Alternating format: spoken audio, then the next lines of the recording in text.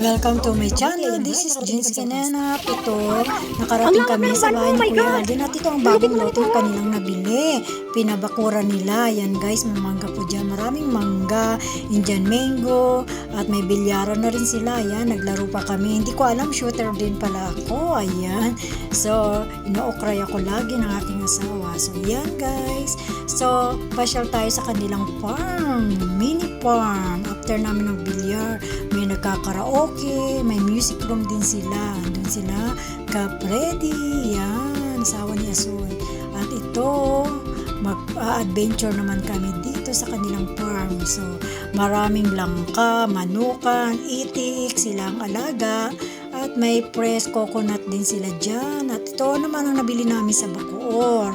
Nag-stop kami sa Bacoor para bumili kasi fresh crab at mussel or tahong. Ayan guys, so niluto namin yan sa Sprite guys, at inihaw namin ang malalaking tahong. So ang sarap, dahil ang tagal ko rin hindi nakatikim ng inihaw na tahong, at ang sarap talaga, organic, wala siyang halong yan naman sa Sprite lang namin niluto, ginisa, at maraming sibuyas na dala si Asun dyan, kaya yun ang niluto namin. Ginamit namin bawang, gisa-gisa, at nilagyan ng Sprite. Yan, inuna namin ng tahong at ang mussel sunod pagkaluto ng tahong. Ayan guys, so may nilagang beef, nilagang beef na may corn, vegetable, at nag-ihaw kami ng lempo dyan. At ito ang tatlo, ang tagal nilang hindi nakita. November ang last, at October ang last nilang sama-sama, ang tatlong trios. Ayan guys, so ayan, kainan na, at kami pupunta na sa exciting hiking na pupuntahan, river. Ayan, nag-picture siya sa kanyang barrel ng malaki. Ayan, langka, nyog, buko, langka, buko, kamyas, saging, marami pang mga prutas dyan, at meron din silang tanim na paminta. At ito, pagkababa namin, so nahirapan kami bumaba dyan guys, sa unang pagpunta namin dyan sa kanilang beach resorts, not beach pala, river resorts.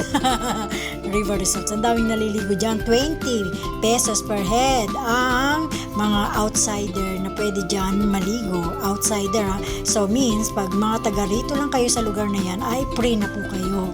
Pero dahil tagalabas kayo, ayan, 20 pesos lang ang entrance dyan guys, kasi ayan, talagang ginastosan yan, binili yan ng may-ari at ginawang resorts. So 20 per head yan guys. So nagtampisaw kami diyang mga girls, ayan, para mapil namin ang fresh water dyan sa river ng Indang. Ayan guys, sa gusto pumunta dyan sa Indang, Martires lang, maraming mga fresh water na pwede nyong puntahan.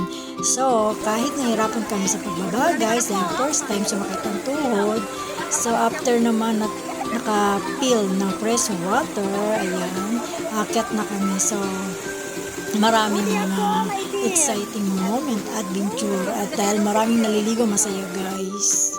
After namin magtampisaw, ayan na guys, paakyat na naman yan ang masakit sa tuhod sa mga may edad at may arthritis o rayuma. Ayan guys, hinay-hinay lang ang aming pag-akyat dyan para naman hindi talagang bumigay ang aming mga tuhod, dahil malapit na kami sa senior 40s na po ang mga edad namin. Ayan guys, good luck sa mga 60 senior, hindi na pwede po dyan kasi pataas po yan, patirik yan. Sa unang pagpunta mo talaga malulula ka.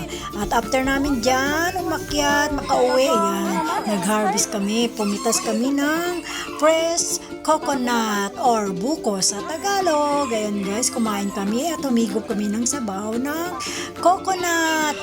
Ayan guys, so flex ko lang, salamat kay Judith and Alden Orbonan, kanila po yung farm, so many farm, kanilang bahay, at masaya kami at sila ay successful at nag-share ng kanilang blessing.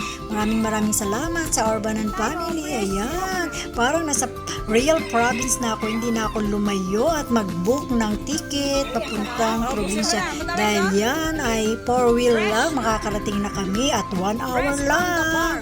Enjoy for watching guys. So many farm, kanilang bahay, At masaya kami at sila ay successful at nag-share ng kanilang blessing. Maraming salamat sa Orbanan family. Ayan, parang nasa real province na ako, hindi na ako lumayo at mag-book ng ticket papuntang probinsya. Dahil yan ay 4-wheel lang, makakarating na kami at 1 hour lang. Enjoy for watching, guys! Fresh from the farm.